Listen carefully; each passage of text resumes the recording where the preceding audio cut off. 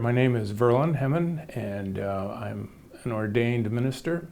I worked in churches for 20 years, and during that time I did some work in pastoral care and counseling. And a few years ago, back in the late 90s, I started training for clinical pastoral education to become what we call a CPE supervisor. And I've been doing that since 2000 on a regular basis. Oftentimes, if you ask a patient, do you want to see a chaplain, they'll usually say no. And so we don't ask that question. We assume that if you're a patient at the hospital, you're in a crisis. Something's different, and you're going to leave this place being different. Even if it's for a good thing, life will be different. And so we try to connect with the patient quickly and try to meet them at that place and help them process that experience in a very brief period of time. We often talk about the 5 gifts at the end of life, and the first gift is forgiveness.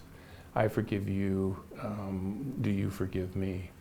That's a hard conversation to have, but when people are bumping up to the end of their life, it seems like they're more tuned into, I have some unfinished business here, and to die well, I need to deal with a rift or a break that I'm experiencing inside of me.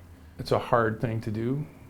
You can't always do it with the person, and so sometimes we guide patients through a process of a conversation with an empty chair, envisioning the person that they need to forgive, having that conversation. Sometimes if they're able, we'll invite them to write something, which can be very important for the person that they're dealing with. And sometimes, even after the patient has died, we'll bring the family members in and invite them to talk about things that they need to still forgive with the loved one who's died. Forgiveness doesn't seem to be bound by time or by death for some strange reason.